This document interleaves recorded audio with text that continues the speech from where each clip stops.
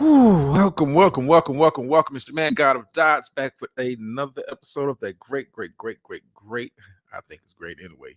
Content that we're bringing NFL news. We're just gonna call it, another episode of the off season, whatever you want to call it. I like the Audible. Goes with the theme of the channel. Hope everybody's had a good week. I know that I have. It is Friday. Yes, we've made it through another week. Thank God. We have made it through another week. And if you're listening, how you doing, Dr. Nikki? If you're listening to the sound of my voice, yes, I have made it also. Hope you enjoyed the content that was dropped this week and the content I've been dropping over the past couple weeks on this channel. I truly appreciate the likes, shares, comments, whatever. I truly appreciate it. Yes, we just got done with the NFC South this week. I said I was going to give you my pick for the division. Next week we will be doing the AFC South by request of our very own Gator Girl, one of the longtime viewers of the channel. We will be doing the AFC South breakdown and more NFL news as it comes out. I will be trying to bring that to you in a very timely fashion.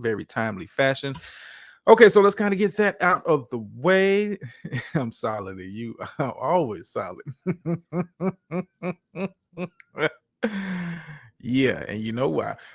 That's for the other round. But okay, so as I did the breakdown team by team, NFC South. Like I told you at the beginning of the week when I started off-season team previews, I said, hey, in this division in particular, told you I can give you a case and make a case for each one of these teams to possibly win the division. With Tom Brady being gone, Tampa Bay's come back down to the pack, but that's not saying a lot because everybody in this division finished last season, if you're not aware, under 500. So winning this division is not a feather in your cap, but hey, get you into the playoffs. Not only I think whoever wins this division is the only team that's going to get into the playoffs, but hey, it's the NFL. Some teams always come out of nowhere to surprise you. You may have a couple teams in this division that come out to surprise you. So as I look down at my list, looked at the rosters, looked at personnel moves that were made, draft picks that were made, coaches that were hired, coaches that were fired, and the overall makeup of these teams, I have to go. And it's really a two-team race to me. I don't think Atlanta is going to be able to be as effective as they were last year with the running game because they're going to be trying to incorporate more of the pass, trying to get Desmond Ridder more comfortable and utilize those weapons that they have on the outside. So I think that's going to take time, and that's going to hold them back as far as their record is concerned. I think Carolina is a strong number two. And the only reason I have Carolina as a strong number two, if you watch the show earlier, yeah, we're gonna talk about that, Dr. Nick. We're gonna talk about NFL sabotage, but let me kind of get this, and then we're gonna kind of jump into that because it's been a hot topic. It's an ongoing topic in the NFL. It's kind of like the news of the day. But yeah, Carolina, I think, has the best defense in this division. I'm not sure offensively if they start Bryce Young, they're going to be able to catch up with New Orleans. I think New Orleans from top to bottom, when you look at the rosters, you look at the quarterback, and quarterback is the most important position in the NFL. And we're going to talk about that as far as like pay and all the other stuff when we get talking about running backs. But with the exception of Alvin Kamara, possibly missing 6 games due to a suspension due to an off-field incident, I have to lean towards New Orleans. New Orleans has the best quarterback in that division. New Orleans also has probably the deepest. I would say the deepest. I'm not going to say overall the best. I would say probably the deepest wide receiver core. I do like the addition of bringing over Jamal Williams from Detroit.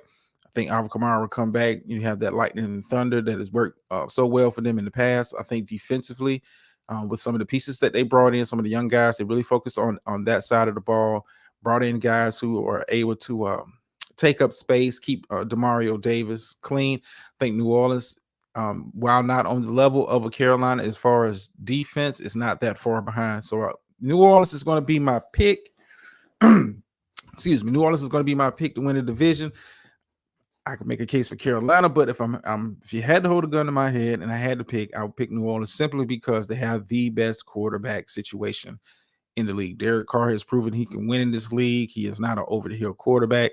When you give him weapons and you give him time, you give him a decent enough run game, and New Orleans, in my opinion, has the best offensive line in that division, it sets them up for success. I think they'll be able to score enough points to where that defense doesn't have to work as hard in New Orleans, but that's neither here nor there. So it's on the record. It is on the record. I got New Orleans Saints as winning the NFC South.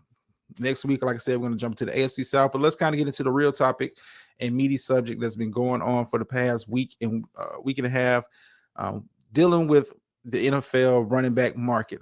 Those who are not aware, you have a couple guys thinking about sitting out, at least training camp, possibly missing some games based on the rhetoric that you've been hearing. I'm talking about Josh Jacobs of the Raiders and Saquon Barkley. Saquon Barkley of the Giants. Now it was another running back that was signed to a franchise tag during the offseason, but he actually signed his tender. And I'm talking about my own running back, Tony Pollard. I can't fault Tony Pollard for, when I started thinking about it, I can't fault Tony Pollard for taking the franchise tag. And the reason why I say that, he didn't make, any real money. When I say real money, I'm talking about NFL players as far as the upper echelon of players, especially at his position. Didn't make any money last year. So when they offer you an opportunity to multiply your salary significantly for one season, I can't fault Tony Pollard for signing that. Saquon Barkley and Josh Jacobs were in much different situations. Both of these guys were first-round backs. The Raiders declined to pick up the fifth-year option. Josh Jacobs goes out there and leads the NFL in rushing. You take Saquon Barkley off of the Giants, they're not a playoff team. I mean, let's keep it a buck. Daniel Jones, if nobody else should be campaigning for Saquon Barkley to get paid, is Daniel Jones, because he's the reason you got the contract that you got this offseason. But, we're seeing a growing trend. You see NFL running backs coming out talking about, you're not treating us right. You devaluing the position. And here's the thing, and I have to look at this from both sides. One side, I sympathize with the players. Hey, pay me for what I'm worth. If I'm that important to your franchise, and this is what you're saying publicly, pay like you weigh. But here's the problem. And I think some of these NFL running backs are missing the point. Hey, I'm all about you guys getting your money, but you gotta understand, the NFL is a business. And when you compare the NFL as far as like the Players Association, when you compare them with the other associations of the other major sports, when I'm talking about namely the NBA and MLB, you guys don't have as much power as you think.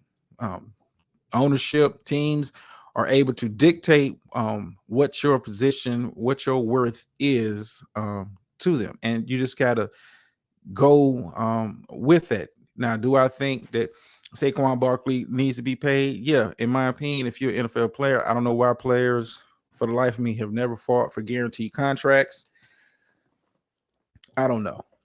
I've never, I've seen only people that's really getting fully guaranteed contracts is quarterbacks. But the rest of the players, hey, when you see these contracts, guys signed a 4-year, $80 million.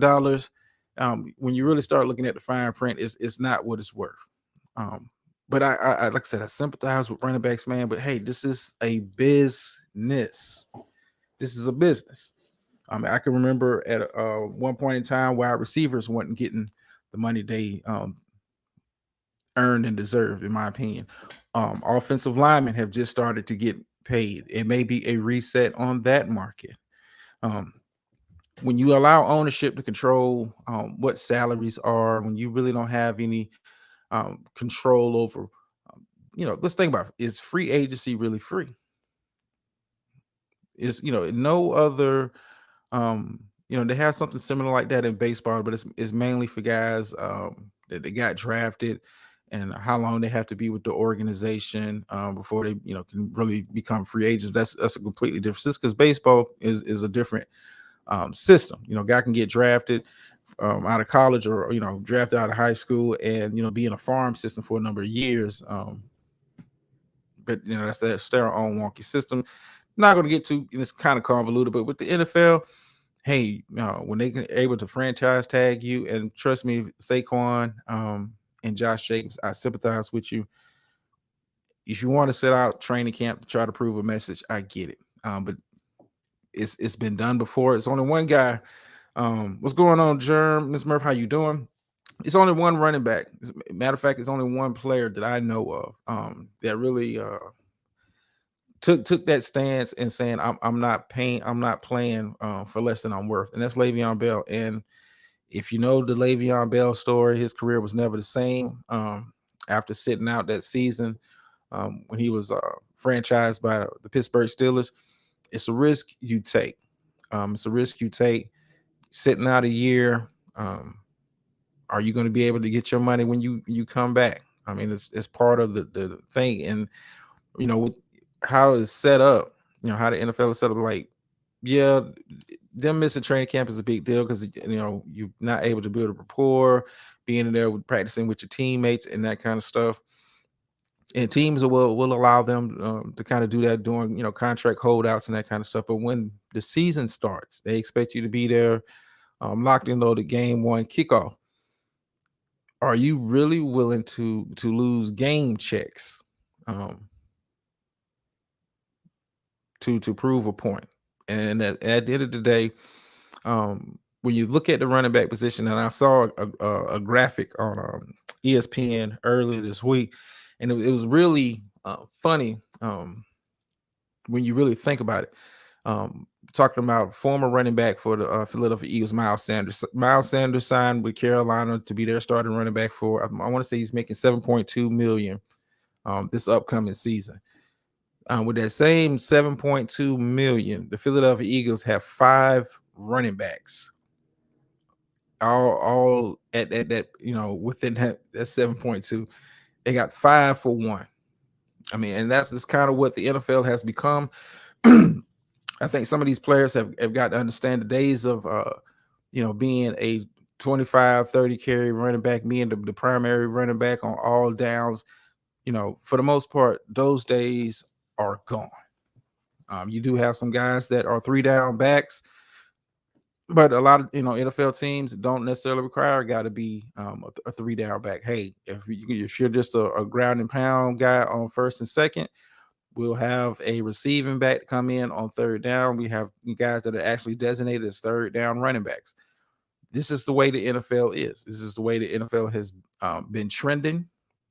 I don't know why these guys are really surprised that NFL teams are taking this approach with the running back position. Hey, they like to win, but they also like to kind of keep costs down when they can. If they can get you coming in and playing for $10 million instead of playing for 12, they'll do it. The only position that I know that has any modicum, and I say any modicum of control of their fate per se, is the quarterback position. But even with Lamar Jackson's situation, you saw how that kind of panned out this all season. Like, don't ever get it twisted to think these NFL teams are going to be loyal to you because you put your blood, sweat, and tears out on the field.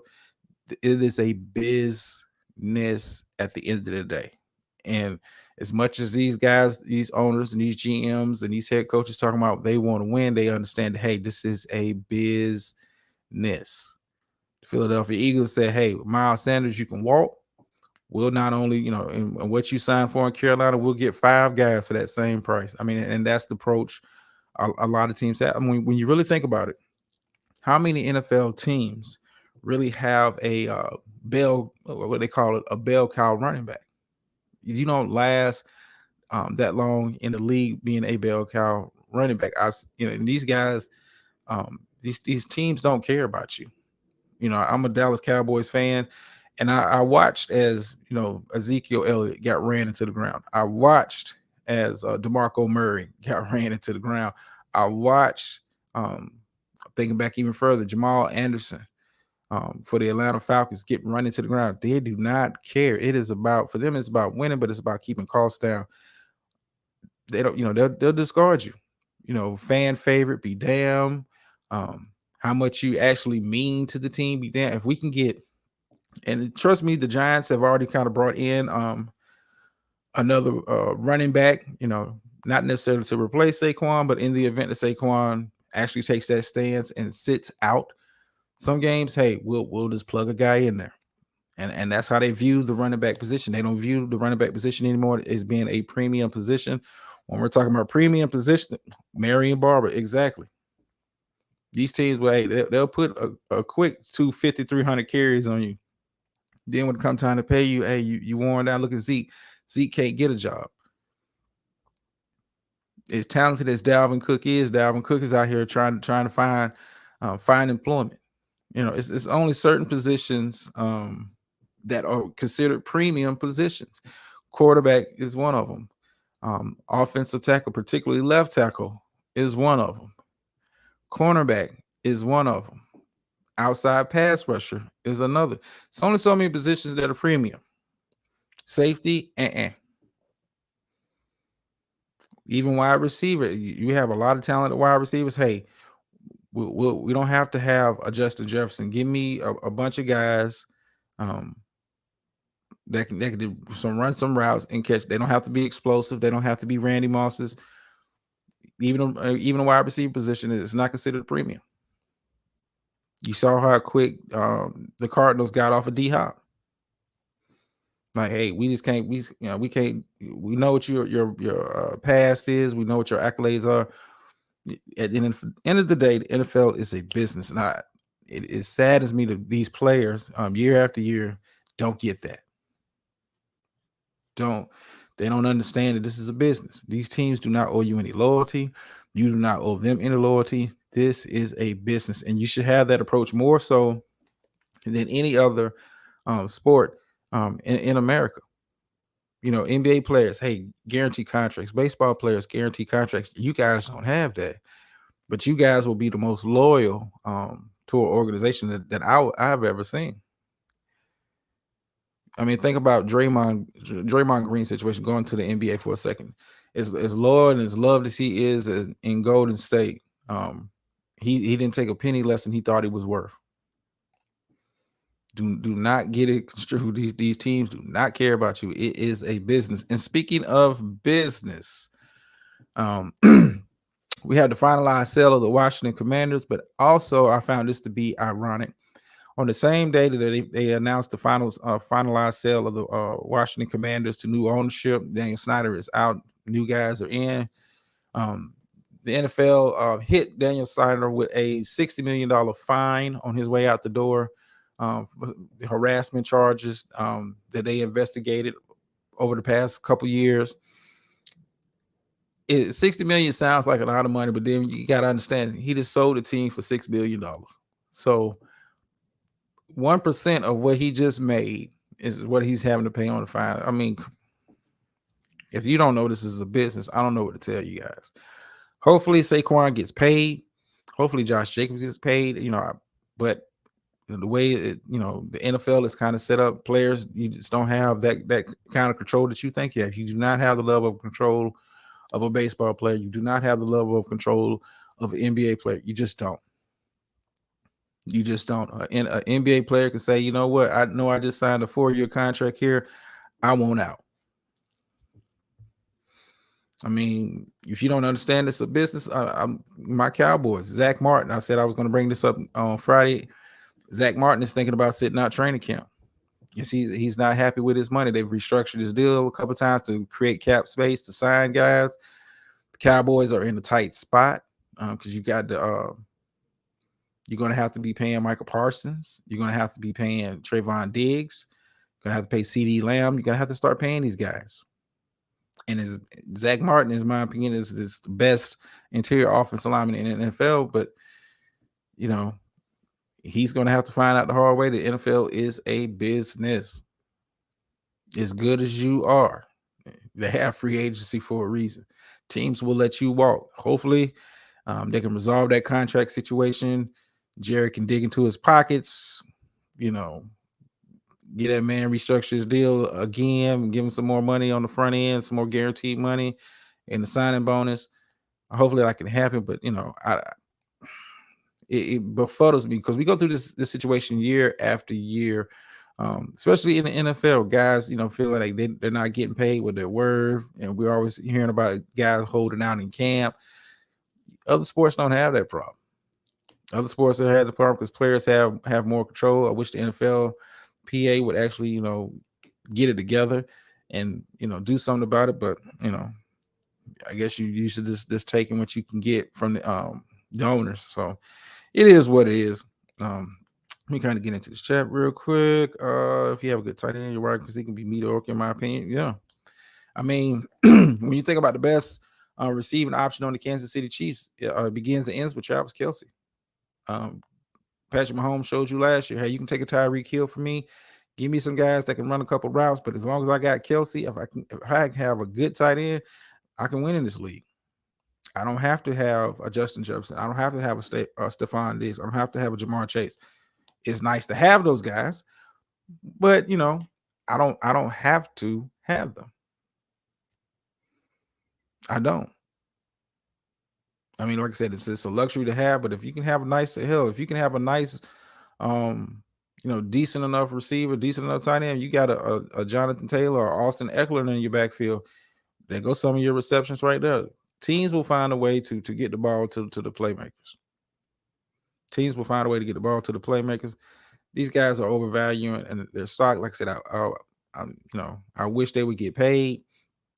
But you're fighting an uphill battle with with a juggernaut. Trust me, because if you decide to sit out, guess what? That is money back in their pocket. You don't get those missed game checks back. You don't get that money back. You do not get that money back. But anyway, let me kind of get up out of here because I got to get set up. Y'all know what I'm talking about. All right. Appreciate everybody for coming through. Remember to like, share, subscribe, and all that good stuff. It is always greatly appreciated. Leave comments. Like I said, next week we're going to be doing AFC South. If you have a suggestion for a division for the week after, leave me a comment or whatever, or just say something in the chat, whatever.